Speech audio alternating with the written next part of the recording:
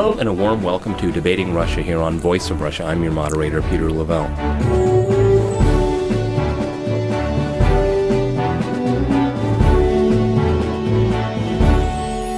The civil war in Syria grinds on and the death toll continues to mount. The Russia-US peace plan is still in place, at least in theory. Tragically, moving it forward remains difficult as ever.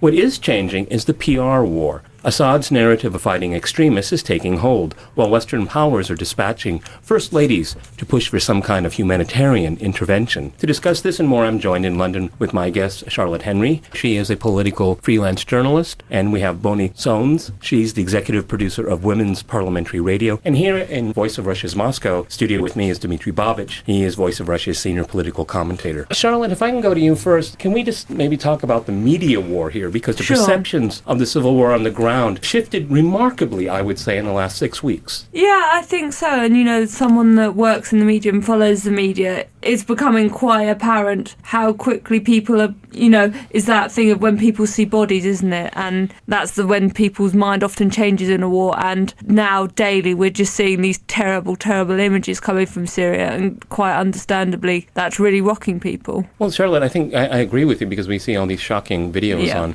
YouTube and biased Western media, I would say, as well. They pick and choose what you want to see. But at the end of the day, it's just a lot of bodies, and no one in the whole conflict standing away from it looks like a particularly good guy. And the more you look at the opposition, you have to use the oppositions. Yes, well, I think this is the biggest problem we're all finding here, because I think in this situation, who do we call the good guys in this? I mean, war is increasingly complex, and who in this conflict could you possibly call the good guys? I mean, it seems impossible for me as an outsider looking in, like you say, looking at particularly at the new media battle that's going on, which is a fascinating new element of this. I mean, I find it absolutely impossible to know who you would want to help. I think we're all probably comfortable in condemning the actions of Assad, but then who else is good? Exactly. Boni, do you want to jump in here? Because I've been watching it for 2 years, and for me, from the very beginning, it's been a media war, trying to paint one side one way and another side another way, and then we have other sides that are not as spoken about. For example, Qatar, Saudi Arabia. Absolutely, Peter, but I think perhaps you have to strip some of the soup back and have a look at what's going on and hold dear to some beliefs. We have got the thought leadership of the United Nations. Now, their UK politician, Valerie Amos, the AIDS chief for the UN, said this week that Syrians needed urgent help. And we are now watching the destruction of a country and its people, and both sides are failing to protect civilian rights. But there are 6,000 people fleeing every day, 5,000 killed a month, and it's the worst kind of atrocities we've witnessed since Rwanda. So I don't think you can just say it's a media war and we can't really understand what's going on, so we can't do anything. I think you have to stick to principle, and the principle has to be protecting human rights, particularly the human rights of women and children involved in this conflict. No, I don't think anyone can disagree with that, but my point is, because it has been a media war from the very beginning, we've missed what is important here. And Dima, if I can turn to you, it seems to me, maybe I'm wrong and I hope I'm wrong, is that we're past the tipping point now, because a year ago when the peace plan was proposed, it was possible to have divisions, lines separating different people. Now we know, over the last few days, we know that different opposition groups, some of them jihadists, are fighting each other now. Now it's even more complicated. Well, I'm afraid that from the very beginning there was a kind of miscalculation about this war on the side of the West, because the West was an active participant, if you want. Russia was more on the sidelines. The West expected a nice melodrama, in the style of Tunisia, where democratic people rise up against an evil dictator. A dictator goes in a few days. Okay, maybe there will be a couple of people dead. Okay, maybe even 10 or 20. And what happened was a tragedy without an end. So it was a miscalculation from the very beginning. And the reason why the West sided with the opposition, I don't believe these stories about peaceful demonstrations, because I've been to the Middle East, and I know what kind of demonstrations they have. From the very beginning, there was heavy involvement from Qatar, from Saudi Arabia. There were people in civilian clothes who actually had arms with them. It's very well known now. And I can't imagine that someone who was a peaceful demonstrator 2 years ago now eats his enemy's heart, So what happened was that suddenly the West has this tragedy without an end, and it doesn't know how to react to it. Well, it's really interesting, Charlotte, if I could turn to you. One of the interesting things is to kind of follow on what Dima just said here, is that you have politicians, then Secretary of State Hillary Clinton, you have President Obama saying, quote, Assad must go, end quote. Now, those are very important words. Why an American president or Secretary of State has the right to say that. I'd like to see Obama go. But my point is that people on the ground, they hear these words, and they say, oh, well, the Americans and the McCainiacs are with us. Let's raise up and let's fight this regime. Let me go to Charlotte on this one here, okay? Because I think this is very important. Well, Obama didn't say that when there was nothing happening on the ground. That those words were prompted by actions he didn't trigger the actions on the ground against Assad. They were from the Syrian people. But I think that the Boni's point actually of, first principles is important, and that's why, we are giving £348 million worth of humanitarian aid and medical supplies to Syria. And I don't see how any sort of humane nation couldn't do that. I think when you get into the realms of military intervention, that's when it becomes much, much more difficult. Go ahead, Demon, jump in. Go ahead. Well, I just wanted to say that probably in the beginning, the idea was to establish democracy in Syria. And why did the West consider Assad's government undemocratic? Well, because it had been pro-Soviet for decades. Well, I agree that the Soviet Union wasn't was just not it the was best country in the world. pro-Soviet, Dima. It was also the nature of the atrocities that were taking place. There's been some manipulation of the media, what we see in the West, what you see in Russia. But there's no doubt that Assad's forces committed horrible atrocities. Many of those, to do so. and many of them involving women and children. So I'm coming back to the basic morality and human rights of the issue. And we can no longer talk about Syria in isolation from the whole region in the Middle East. We now have Lebanon, Jordan, Iraq accepting refugees, a huge problem with 1.8 million refugees registered with the UN. So there is no resolution to Syria unless you look across the region. And then, of course, let me ask you just one question. Yes. Do you think that humanitarian aid should only go to the areas controlled by the rebels? Absolutely or not. Or it should also go to the areas controlled by the government? Because the in UN the beginning, I remember how the West criticized cases when the humanitarian aid also went to Damascus or to Aleppo, still controlled by the government forces. Aleppo is now a city divided, isn't it? A city where people are crossing from one side to the other, depending on their factions. But the UN helps refugees on all sides. It isn't partisan in that way. And I repeat what Valerie Amos said. We're watching the destruction of a country and its people, and both sides are failing to protect the civilians, the women and children. And not only is the UN... I have to jump in here. You're listening to Debating Russia here on Voice of Russia.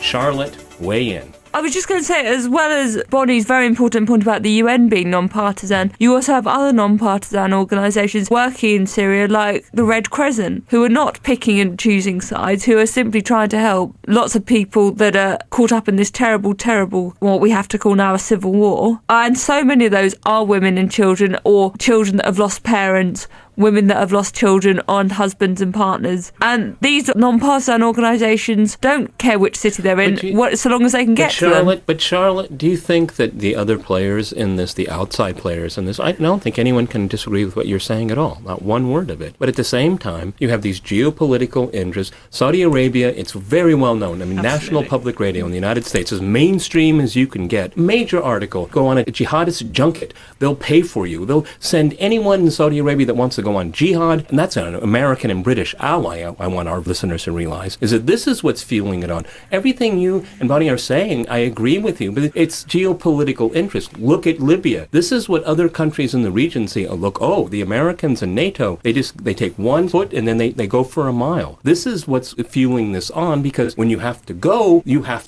and that means end of regime, end of life. Dima, jump in. Yes, I just wanted to respond to Boni. Actually, if you look at who was calling for peace, Russia has been calling for peace and for negotiation. I know all kinds of reports about how Russian media reports on the events in Syria. Well, I've been reading American media, English media, French media. It was very difficult from the very beginning to find stories about jihadists fighting in Syria. Later, it became much easier. But in the beginning, only in Le Figaro, Georges Malbrunot, a famous reporter, he had the courage to report it. Other Western media just told us how Assad was very bad. There is no doubt that the government forces in Syria are committing horrible human rights abuses. But, the ideology of the Islamist opposition is indeed very much like the Nazi ideology. Look what Al-Qaradawi, that Sunni preacher in Qatar has been saying. He declared jihad basically on Alawites, this religious minority in Syria, and how that minority is presented in the Western media as a sect. So you have cruelty on one side, and you have cruelty and a terrible, terrible ideology on the other side. And unfortunately, the West is supporting that side, which is both cruel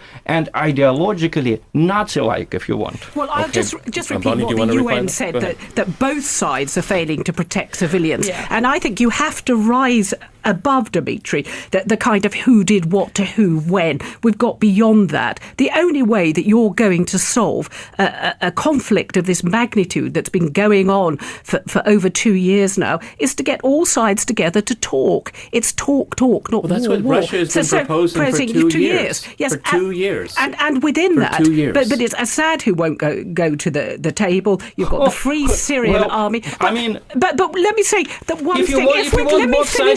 Let me finish on the issue of human rights for women and children. We know that where you do have conflict and the resolution of conflicts that have gone on for a long time, as witnessed by Rwanda, that when they draw up new constitutions, it's women who benefit. Those conflict areas which have new constitutions have more women in their parliaments than say, are in our own UK right. Parliament. So you've got Rwanda heading the table of the more women in their parliament. No, but you have to look to the resolution and how you get to the resolution of the conflict. I look to the resolution. Not who did what. And Dima, I know what happened on the territories. I mean, you have been speaking now. Let me just say for 1 minute. I know what's going on in the areas which are controlled by the rebels in Syria. Read the New York Times. Sharia law is being introduced there. What kind of rights for women and children can we talk about? Look at Saudi Arabia, which supplies most of the weapons for the rebels. Look in what condition women are there. Look how women are treated in Qatar, where Muslim women cannot possibly marry a person of another faith. What are you talking about Rwanda, which is thousands of miles away from there? Okay, but and as for sitting down to the table, when you say let them sit down to the table and talk, but then you say, but first Assad must go, then it's kind of strange, Not go. Come to the talks. I said he must come to the talks. Okay, well, he said he would come to the talks. A clarification here. Assad has made it very clear that he or some of his representatives of that government would go to Geneva and sit down without preconditions, but they have to be able to represent their side. That's what they have said. That's Peter, public record we're right now now. at a step. It's the National Coalition who wouldn't come to Geneva. They refused to come. Is that Charlotte there? I was just going to say, Peter, that we're now at a situation where this is so entrenched. I actually don't think Dima and I disagree that much. We're saying there's evil and terrible atrocities being committed from both sides. I think that's now become indisputable. But it's so entrenched that we're at a situation where President Assad may not come to those talks for 18 months. How many more people will die in that time? That's almost double the length of the war already. Charlotte, maybe I'll be corrected by Dima here. Was it 2 months ago that the Secretary of State was here? And there was all this big talk and backslapping, and we're going to go to Geneva at the end of May. Yeah, at the end of May. It's now July. And you know what? Now it's July. And Russia has been supporting this idea for a very long time. I don't know the facts. Maybe Dima knows some more inside information, but it looks like the Russians used some political capital, diplomatic capital, and said to Assad and the regime, you have to go to Geneva. And they said, we will go if they go. And as Dima just pointed out sitting next to me, the Free Syrian Army said no. It's not me, it's the New York Times that writes that the deal was that Russians would bring Assad to the table and Americans would bring the National Coalition to the table. Russia got these assurances from Assad. National coalition refused. And also I would like to point your attention. Look how the United States changed its position. First we heard Syrian National Council, the only legitimate government of Syria. Then in 6 months we hear from Hillary Clinton, oh, forget about Syrian National Council. It's no good. Syrian National Coalition, they are the right representative of the Syrian people. And the United States changes the leaders of this coalition like gloves. There were about 3 or 4 persons. This person must go, that person must go. After all, how can we have negotiations when one party is ready for talk and the other party is not ready, and it changes its leaders every day? But what happens if there is a new leader of National Coalition who signs it and then he is replaced?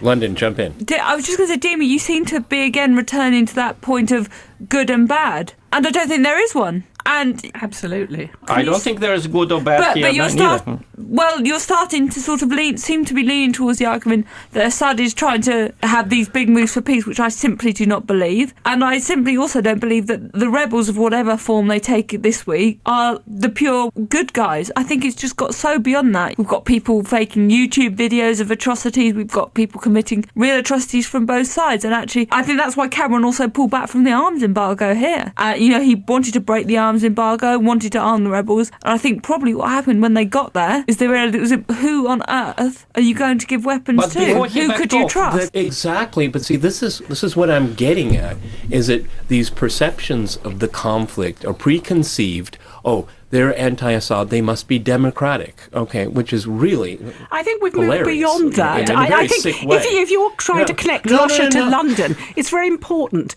that you realise that we've moved beyond that perception of this conflict, that people do understand the complexities, and the stories that have been running recently are about the region, what's happening in the region, the alignments between Sunnis and Shiites in the region. All in agreement. So in terms of women's rights, it is between the fundamentalists and the liberal factions, and the belief that women have the right to choose the lifestyles that they want to live, and they have the right to articulate their views on human rights. And we're seeing what's happening in Egypt with the women at the moment, where they're being attacked when they go out and join the demonstrations. They're carrying big needles to protect themselves from being molested by groups of men. I mean, American journalists being raped and attacked, female journalists being raped and attacked in Tahrir Square. And 6 mediators killed in Syria.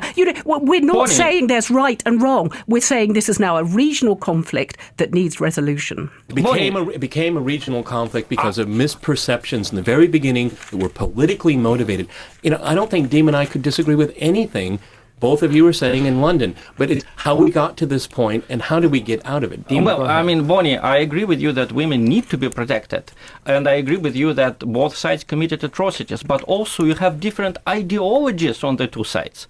On the side of Assad, you have this Ba'athist ideology, which is outdated, leftist. We all know all the defects, but it's still a secular state. On the other side, we have jihadist ideology, which is terrible and which just described the consequences that it had in Egypt. In Egypt, women had to carry needles because Islamists are so strong inside that society. And we have just seen an Islamist president being removed with a lot of effort and with a lot of risk for a lot of people, including women. So, the reason I'm not saying Assad is good, I'm saying he seems to be the lesser evil now, because if you look at the Sunni preachers, if you look at Qaradawi, if you look at their calls to impose a Sharia state in Syria, and already there are calls to impose Sharia state also in Libya and in other countries which the United States and Great Britain described as democratic, you see that Russia was probably right when it was a little cautious about being enthusiastic about this Arab Spring. And I think you cannot deny that Russia was certainly more pessimistic about the Arab Spring than the Western powers. And I think Russia had a point, because we see the rights of women on retreat in all of these countries. Absolutely. And I'd like to say perhaps I could just say that Russia was more perceptive and perhaps had more ground level knowledge as the conflict grew. But what I like to think I see with the position of women across the world is the connections, the similarities, the consensus. There surely is a Western consensus, which Russia is part of, about the human rights of women and children, and that they have a human right to dress how they will, to protect their children, to articulate their political views if they wish. So couldn't we sort of coalesce around around what we agree and not about the past. And also, I think it's also that's unrealistic. That's a very good point. And I also think it's unrealistic to think Assad, for the length of time this conflict has gone on, the brutality, the grotesqueness of chemical weapons that could stay as leader. It has to be a coalition, and it has to be a coalition which have leaders which give Syria a fresh start. And are coalition not with linked him to or the without past. him. You're listening to Debating Russia here on Voice of Russia. I'm Peter Lavelle.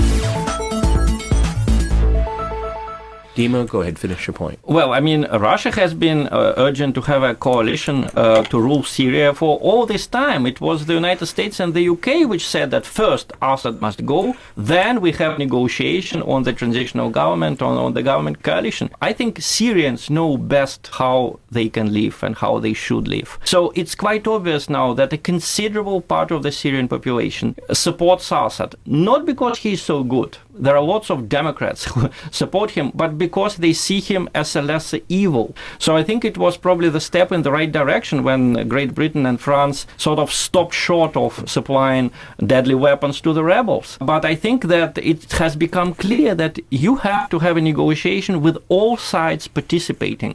And this is something Russia has been pushing for all along. Okay, Charlotte, if I can go to you, and again to echo what Dima just said right here. I think what both of you said in London is irrefutable. I agree with you completely. But then we go back to this problem here is that if the other sides, the Sunni jihadists, being funded by Qatar, being funded by Saudi Arabia, they feel this is a mission for them. It's a higher cause. And their interest in women and children is nil. And they're not going to go to the peace table. Again, to reiterate, Russia could bring one partner, a very important partner there, but these other countries, the Americans can't even get the Saudis and the Qataris to do what they want. I mean, the United States is coming out very badly here. In Britain, Hague is not sure if Britain is going to send arms. It's not sure what the game plan is. Everything is on the table still. Again, this indecision all the time. This is also compounding the problems on the ground. Charlotte. I mean, first of all, I think you don't need me as a Liberal Democrat member to stick up for William Hague, but actually I think probably no foreign secretary has put up with more than he has had to put up with, and has been deeply impressive actually given the situation he's found himself in that role. But the point I want to talk about is while we're talking about coalitions and people coming to the table, actually what's really important here, if you want to have a modern Syria that can move forward, is actually around those tables there really does have to be some women. I think that's hugely, hugely important if you're going to have a modern democratic state. You can't just have... But Charlotte, you have the paymasters of the opposition, the nastiest parts of the opposition will never have that. What's the point of the Civil War? It is to bring their primitive ideology and impress it upon, force it upon other people. These are not people any of us on this program can talk to rationally. I mean, no, I suspect, Qatari Islamists wouldn't have much time for Boni and I sitting in a radio studio making our point.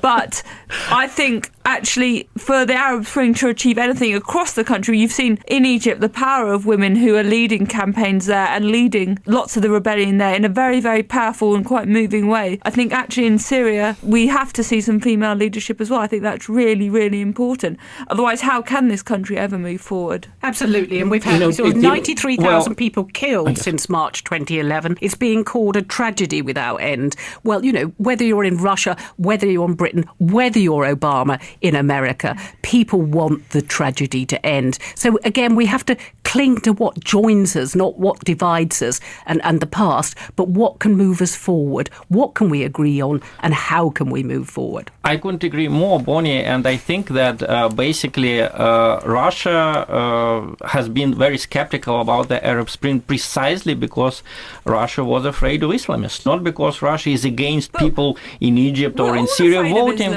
their government. We live in but, democratic right now, Britain. I think that... Well, absolutely, yes, and that's right now, what joins us, Dimitri. Absolutely. We're joined with him. We're not Right. against Russia. We're with Russia on the issue of women's rights. But I think that the aim right now is to stop fighting. Before you stop fighting, you cannot have real election and you cannot have real participation of women in the government. Correct. Guns must stop. When guns speak and when one side still pushes for complete victory, and these are the rebels who still push for the complete victory, there can be no democracy. But both There is sides no are pushing for democracy with complete a war victory. going on. That's the point of war. Both sides want a complete victory. Assad wants to Well, annihilate no, the because opposition to him. Even in the British newspapers, we now read people suspecting that Assad is going to create his own small state, a Alawite Christian state in the west of Syria, and they say how bad this plan is, how it's against all Syria. I think if Assad agrees to sort of stop fighting and have control over the western part of Syria, I would not object to it, because the immediate aim is just to stop fighting right now. Absolutely. But the outcome of that would be is that the rest of the country would be a magnet for the worst possible elements. And then we have Lebanon that is still wobbly. And then we will see also Israel getting involved. And this could just continue to turn into a regional war. It's not going to solve the problem. Dima, for example, how about a universal arms blockade of the country? Well, I think it's a very good idea, but I think it will be very difficult to do, because there are already parts of the border which are controlled by the opposition, by the government, and they're receiving arms from abroad. I'm sure that opposition receives more, because I don't believe the stories about tens of thousands of tons of Russian weapons being supplied to Syria. I read it in The Independent, but it's just complete nonsense, because look at the map. The only way Russia can bring these arms to Syria is by sea, because there is no air connection between Moscow and Damascus right now, and there is Turkey and the European Union between us. But I wanted to add that when Haig was supporting the idea of sending arms to Syria a few weeks ago, he was saying that first, the opposition should have some successes on the ground, then it will negotiate with Assad from a position of strength. I think this kind of talk should stop. We must have immediate end to fighting without preconditions. Then we will see what happens, but fighting has to stop. And the deadlock in the UN Security Council has to be broken as well. And Russia is the key country to break that deadlock. I agree with you. And, because Russia was badly burned in Libya, because it went along, it abstained on the resolution to have a no-fly zone. And what did NATO do then? And unfortunately, this is part of the problem in Syria, because Russia, and I'll tell you, the public opinion in Russia is universal. The NATO took advantage, they abused their mandate, and this is one of the reasons why, going back to the United Nations, most public opinion, not just in Russia, but outside in the rest of the world, not just the Western world, but sees how the United Nations is just a pawn, a puppet of NATO to go in and invade a country. Unfortunately, that precedent of Libya is going to stay with us for a very long time. Go ahead. Let's remember about Iraq. When there is a will, there is a way. When the Western powers want to occupy a certain country, they don't care about UN Security Council. And I think that Russia is not blocking in the United Nations anything good. Russia has been sort of stopping Western powers from intervening militarily before. I think if this intervention had taken place a few months ago, it would not resolve anything. It would only make matters worse. Okay, Boni, I'm going to give you the last word on the program. Go ahead. Well, the last word on the program has to be woman to woman. And Dimitri and you have articulated, what we feel as human beings, the compassion, the reaching out to women and children and the civilians and others involved in this conflict. There has to be a way to end it. There has to be a way to get all people round the table. And perhaps it's women who will give the impetus for this to be done, and the rights of women, the human rights. Boni, I hope you're certainly right. I want to thank Charlotte, Boni, and I want to thank Dima here in the studio with me for listening to Debating Russia here on Voice of Russia. I'm Peter Lavelle. Stay with VOR.